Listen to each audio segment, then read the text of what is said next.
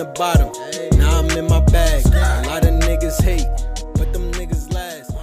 Yeah, what's good YouTube? It's your boy King Benji, and I'm back with another video for y'all. Now today we got something a little different. So we're gonna react to, before they was famous, B-Love. You feel me? As y'all know already, B-Love, K-Flock, Dougie B, all them cats in the Bronx, they going crazy right now. So to see them already getting it before they was famous and they just came out, like, that just shows you that they doing their thing in the game right now. So if you ain't know nothing about B-Love, or you know how he came up and you know his upbringing and stuff like that, let's watch it together and y'all let me know how y'all feel about it. And if there's any other videos y'all want me to react to, like I always say, just comment in the comment section down below, or you can follow me on my social media accounts, send me a tweet, DM, whatever you gotta do, and when I get a chance to get to it, I'm gonna get to that for y'all. We a family, we still on that road to 10K, so please make sure you like, comment, subscribe, hit that notification bell so you know when I'm dropping some more fire for y'all. And without further ado, let's just jump right into the video y'all came to see, alright? Let's get it. The hip-hop scene coming out of the Bronx is absolutely on fire right now. Facts. Not only are artists releasing singles at breakneck speeds, but they're also gobbling up samples left and right to incorporate into their music. Near the very top of that list is the artist known as B-Love, a pioneer of the Bronx drill sound who has quietly built up a large and engaged fan base by appearing on platforms like OVO Sound Radio, while also racking up millions of views on tracks like Spot 'Em and collaborative efforts with his good friend K-Flock like Shot Down or... Not to cut it off that fast, but I ain't gonna lie, bro. When I first heard B-Love, I thought he was good, but like I never thought he was gonna blow up like the way he did right now. You know what I mean? To see the progression from the first time I heard him, I think he was on Op Spotter with K-Flock, and I was like, yo, he's smooth. He got a nice little flow. You know what I mean? He got that gritty New York sound. You feel me? But I was like, all right, what else can you do? Because you know this is a song with somebody else. You feel me? You on somebody else's track. What can you do by yourself? But when he dropped, if you know, you know, drop Nikki. Bro, he just been going crazy, man. Shout out to you, bro.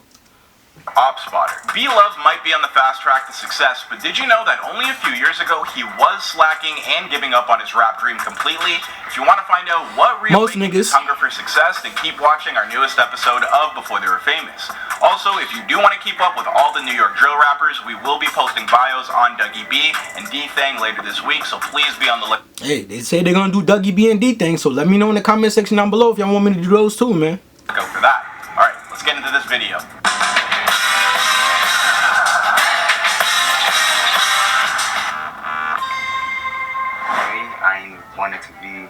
I ain't wanted to come out bad. I didn't know like I was gonna come out.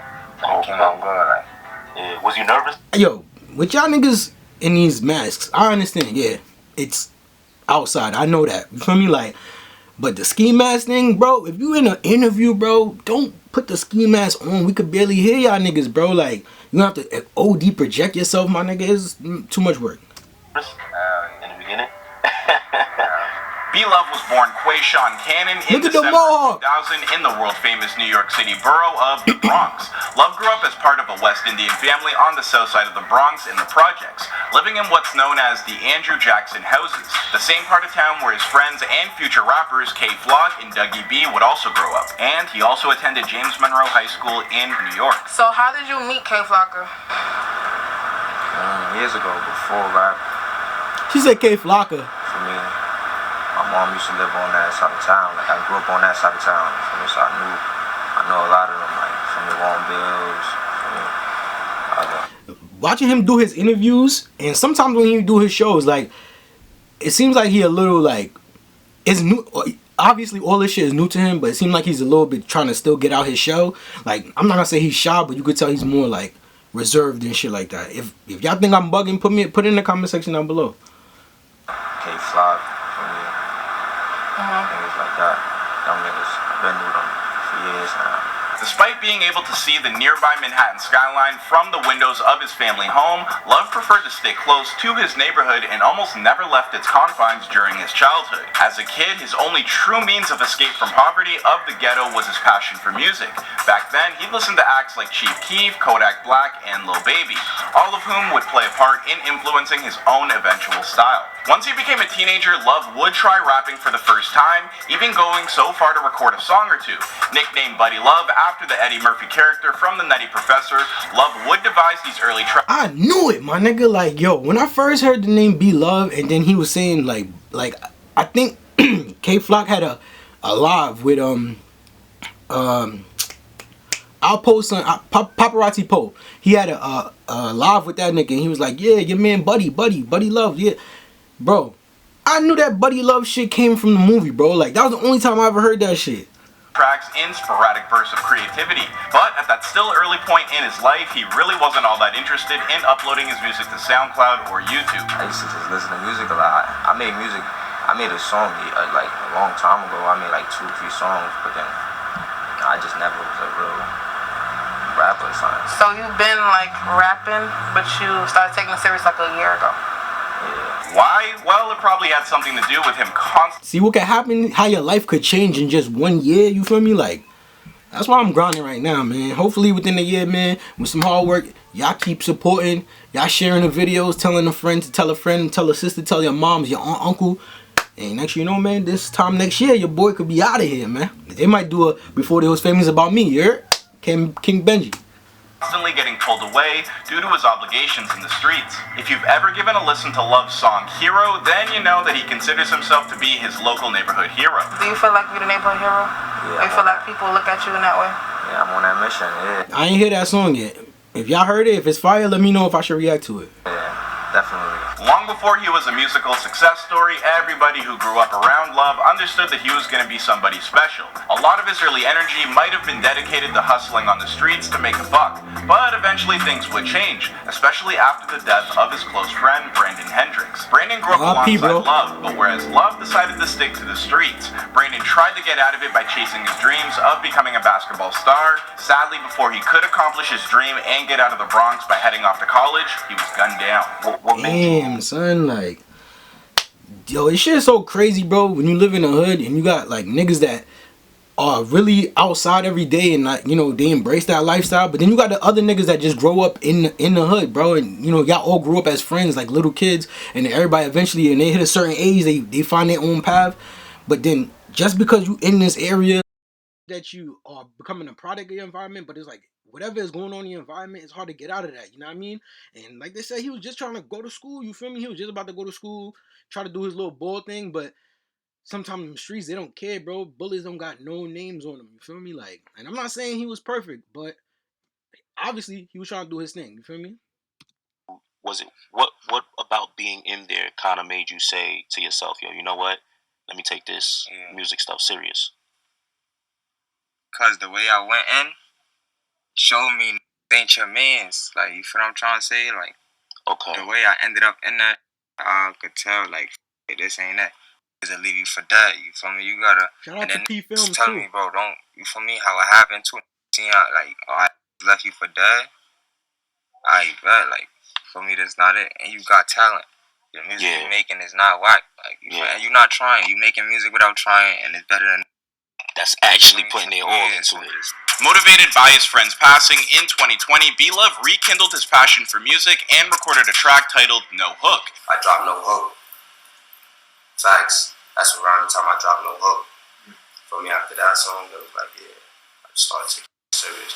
He also dropped a hard-nosed music video alongside it that focused on B-Love and his crew making their way through their Bronx neighborhood. Once that video began popping off, Love moved quickly to follow it up with a sequel, No Hook Part 2, a track that cleared more than 500,000 views in basically no time at all. With little more than 2 hit songs to his name, B-Love was becoming New York City's next big thing.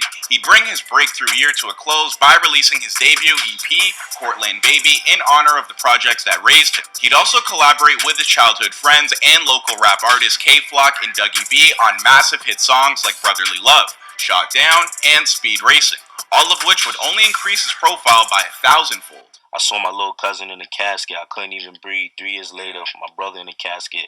I ain't even want to see him go through. You know what I'm saying? Explain that line. Is that like real family members or just friends that you consider family? Nah, that's real family. Like, damn. Real family. Like, my little cousin, like, for me, tatted on me. Or, For me, from 06 to 16. R.I.P., For me, bro. he didn't even get to see 10. Damn, Wow. So he said the nigga didn't even get to see 10, bro. He said from 06 to 2016. Shit, my nigga, like they don't care, bro. Like it seems like out here in the streets, bro. Like niggas really don't care, son. You could be 10, 13, 35. If you with that shit, they feel like you could get that shit. You feel me? I'm not saying that he was with it. You feel me? But if he was just like a victim of a stray bullet, things like that, my condolences to you and your family, man. Like, this shit is crazy.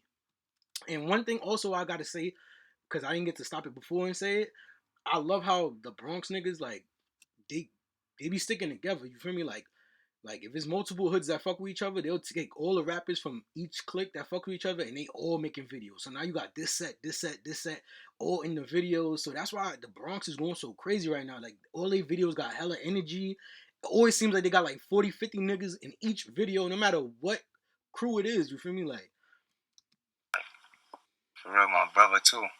To me, biological brother. Yeah, my god brother type shit. Okay. I mean, lost him. For me, car crash and shit. Damn. After a few years spent messing around with rap simply to see what might come of it, Love finally understood that he had accomplished something truly special. So with 2020 and all of the monumental success it brought with it ending, Love decided that in 2021, he'd achieve even greater heights, stating, "My hunger for rap was different last year. Now it's really there." In 2021, Love released If You Know You Know, a single that sampled the Wayne Wonder classic tune, No Letting Go. Love's new track would quickly become the song of the summer, achieving 5 million streams, and the track was appearing on popular Apple Music playlists like the New York, while also thriving on social media platforms like TikTok and Shazam. You know it's real if you're popping on Shazam. Next, Love would update Egyptian's tune Hold Ya for his hit single Niki. Much like before, his formula proved to be successful, and a few million streams later, Love was signing his first deal with I ain't gonna front. That's definitely his formula, bro. Like, everybody doing samples, but with B-Love, the way his voice is and the way he rap, when he be taking them old school reggae songs or old school dancehall songs and he flips them and then he put his greediness on top of it, like, it's like the calmer the beat is, he sound better on the beat. Like, you feel me? Like, a joint venture between Barry Wise and Sony Music Entertainment that was established in 2015 and is based out of New York City. For me, like, you know, I got a couple records on there, like Hero, Wonderland. I ain't gonna front B-Love, bro. Like, now you doing your thing, you gonna have to change that chain, bro. That grape jaw shit, like, it's not it, bro. It's not it, bro. Like, only one, like, certain records that's speaking from, like, the perspective, like, for me, like, when you can hear, like, it's basically I'm talking to you. For me, so when you listen, it's gonna be like I'm talking to you. So that's why, like, I made it like social, like, song. As for where B-Love goes from here, well, he's apparently already got another 5 songs in the can that he thinks are on the same level as Niki, and If You Know You Know. So be on the lookout for those. If you got 5. As for the rest of his story, well, that's for another time and another place. After all, this is before they were famous. My name is Clyde Smith, and if you enjoyed this video, please take a moment to like and subscribe, and I'll see you guys in another video.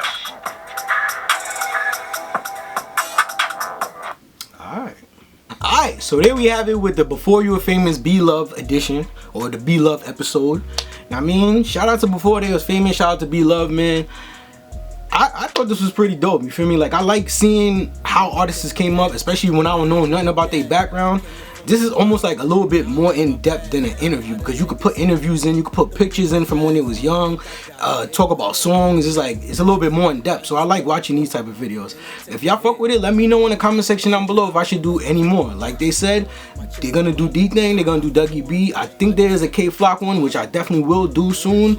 Let me know if you guys enjoy it, and if there's any other videos y'all want me to react to, like I always say, man, comment in the comment section down below, or you can follow me on my social media accounts. Send me a tweet, DM, whatever you gotta do, and when I get a chance to get to it, I'm gonna get to that for y'all. And for everybody that's been supporting the channel with the Cash App, thank you so much. I definitely appreciate that. And without further ado, y'all already know what time it is, man. We still on that road to 10K. So please, make sure you like, comment, subscribe, and hit that notification bell so you know when I'm dropping some more fire for y'all. And without further ado, y'all know what time it is, man. It's your boy KBTV. We out. Remember taking cabs, now I do the dash. I came up from the bottom, now I'm in my bag. A lot of niggas hate,